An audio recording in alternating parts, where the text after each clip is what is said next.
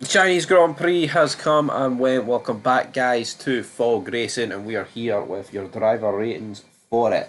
And yeah, Liam Lawson, it's official. We did make the video the other day talking about the fact that Yuki Tsunoda was set to replace him. It is now official. So yeah, this is Liam Lawson's last rating as a Red Bull driver. And I tell you what, we'll get to him later on, but let's begin, shall we? What order? You know what? We'll do Ferrari first. We'll spice things up. So Forza Ferrari. Ferrari, right. Obviously Hamilton won the sprint. Leclerc finished what? Fifth. And then they both obviously got disqualified. I'm going to give Hamilton an 8 out of 10. I'll give Leclerc a 7. I mean, he won the sprint and then he had a really poor race, Hamilton. I say really poor race. It wasn't by any means horrific, but I don't know. I expected more from Ferrari, and I think if Leclerc didn't damage his front wing, I think he said the pace was there to win the race. I mean, it's all ifs and buts. I think Ferrari have got a car capable of battling for victories. I think the sprint proved that. They've just kind of got to unlock it and fine tune it, and I hope they can.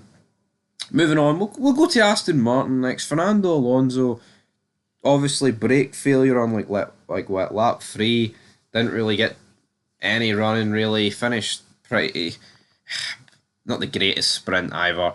I'll give Alonso a 5 out of 10. A very stop start beginning to his year. Up next we've got Lance Stroll in the Aston Martin. You know what? I'm going to give Stroll an 8. Finishing in the top 10 in every single like race this season, including the sprint. Obviously, he didn't finish in the points in the sprint, but yeah, benefited obviously, of course, for this double disqualification, but he's got to still do that. Gasly also got disqualified. Moving into Alpine, I will give Gasly a 6 out of 10. Jack Doohan, I'll give a 6 out of 10 as well. Yeah, a few crashes in there, but you know what? I think Jack Doohan's alright.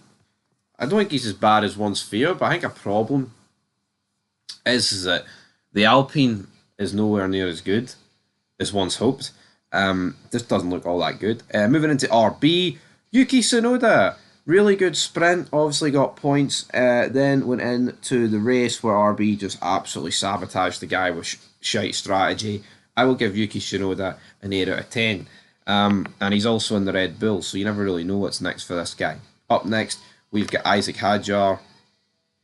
The sprint wasn't spectacular, but in the race, again, screwed out of points. Really should have got points, but his team screwed him with a piss poor strategy. I'll give him a 6 out of 10.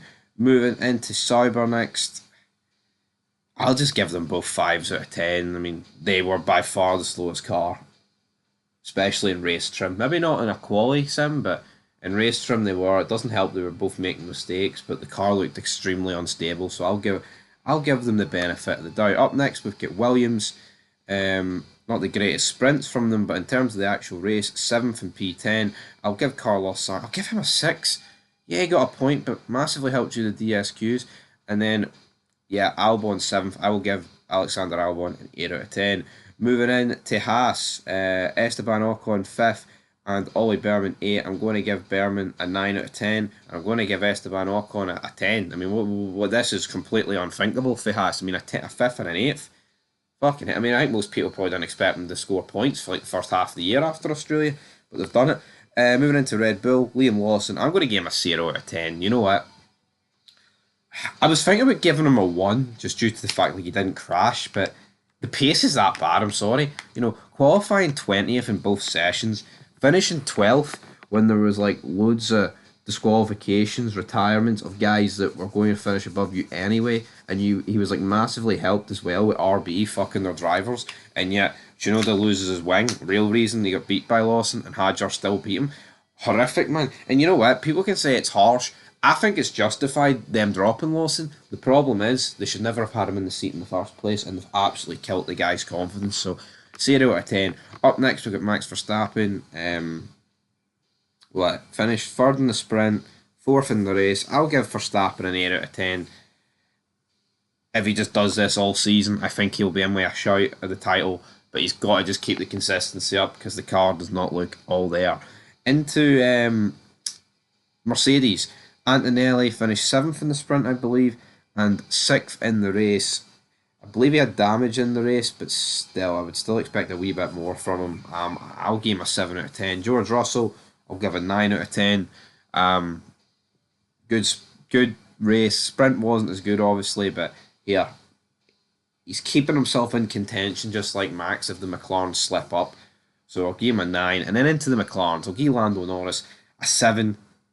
A lot of mistakes, especially in the sprint. I'll give Piastri a 10 because, yeah, pretty much dominated the race easily. I mean, the sprint was a bit of a letdown from a McLaren point of view, but Sunday's where it matters, and that's where he delivered. So until next time, peace.